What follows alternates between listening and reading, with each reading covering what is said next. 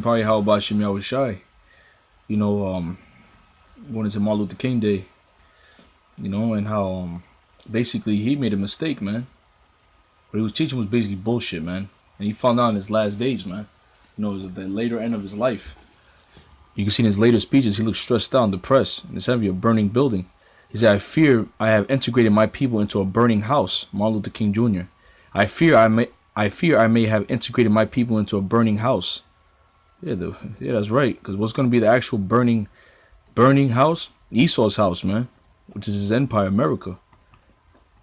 You know, read this comment. Midway through civil rights movement, Dr. Martin Luther King Jr. realized that the struggle for integration will ultimately become a struggle for economic rights. I remember the last time we were together at my home shortly before he was murdered. He seemed quite agitated and preoccupied, and I asked him what the problem was. I've come upon something that disturbs me deeply, he said.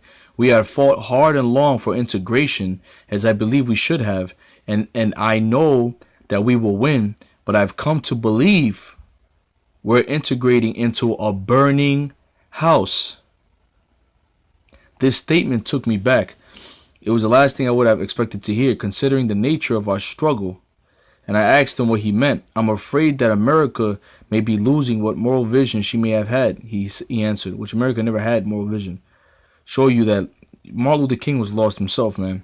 And I'm afraid that even as we integrate, we are talking into a place that does not understand that this nation needs to be deeply concerned with the plight of the poor and the disenfranchised. Now, who's that? That's Israel. Israel, the lowly and the meek and the poor, man. Until we commit ourselves to ensuring that the underclass is given justice and opportunity, we will continue to perpetuate the anger and violence that tears at the soul of this nation. I fear I am integrating my people into a burning house. He was basically his last speech was in a Masonic temple, I believe in the temple in Memphis. He was a boule, man. He's part of the boule. So you don't have to be politically correct with what it's saying, because he was to come out straight with it, then you're only gonna shut shit down. That's what they're doing with us. They're shutting down our live streams. They're taking down our channels. But the word of the Lord is still gonna come to pass. The words are coming out. His prophecies are still coming to pass. Dr. King said the above statement to Harry Belafonte in a conversation that had before his death.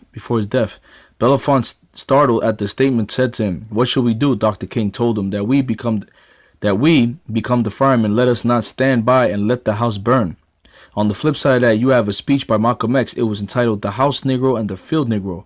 He spoke about how the house Negro loved the master more than he loved himself, and that if the master house caught on fire, the house Negro would try to put the fire out. On the other hand, you have a field Negro. The field Negro hated the master and despised his very existence.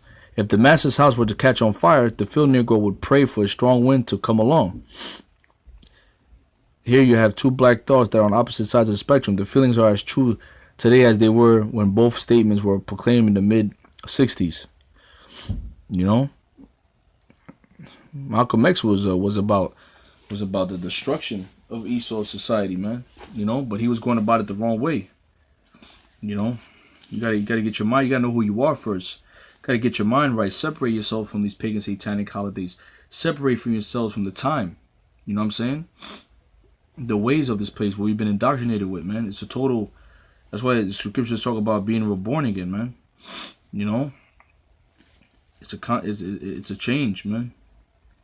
It's to change the way you think, the way you eat. There's dietary laws, Revelations 18:4. That's a spirit. Because we talk about Martin Luther King. Here it is. You had the Hawaii missile threat was a Saturday, right? And the Martin Luther King Day was what? Monday today. So the weekend of chaos and false missile threat, to peace. There's gonna be war and peace and fire is coming upon America. Nuclear fire.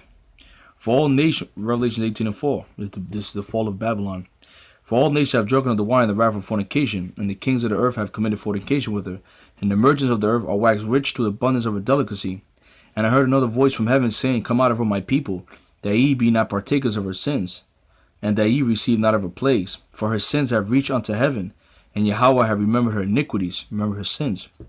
Reward her even as she rewarded you, and double according to her works. and unto her double according to her works.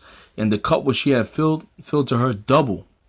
How much she have glorified herself and lived deliciously, so much torment and sorrow give her. She said in her heart, I said a queen, I am no widow, and shall see no sorrow. Therefore shall her plagues come in one day, death and mourning, famine, and she shall be utterly burned with fire. And strong is the Lord, Yahweh, who judgeth her. And the kings of the earth who have committed fornication and lived deliciously with her shall bewail her and lament for her, when they shall see the smoke of her burning. Jump down to 17. For in 1 hour is in 60 minutes. In 60 minutes, 1 hour, so great riches is come to naught. Talk about America. And every shipmaster, and all the company of ships and sailors, and as many as trade by sea stood far off, and cried when they saw the smoke of her burning, saying, What city is like unto this great city? And they cast dust on their heads, and they that's crazy. In 60 minutes, man, from Cali to New York, Esau's empire done away with.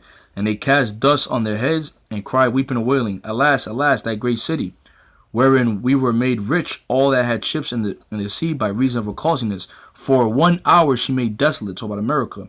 Rejoice over her, thou heaven, and ye holy apostles and prophets, for Yahweh have avenged you on her.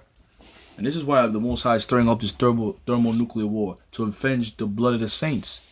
Who are the saints? Who's God's chosen people? The Israelites, the God of Abraham, Isaac, Jacob, that are getting the promise, that are getting the kingdom to come. Before the kingdom to come, Esau's empire has to go down, which is Babylon, America, aka Egypt, aka Assyria. You know, we in the last days, man. Burn, baby, burn.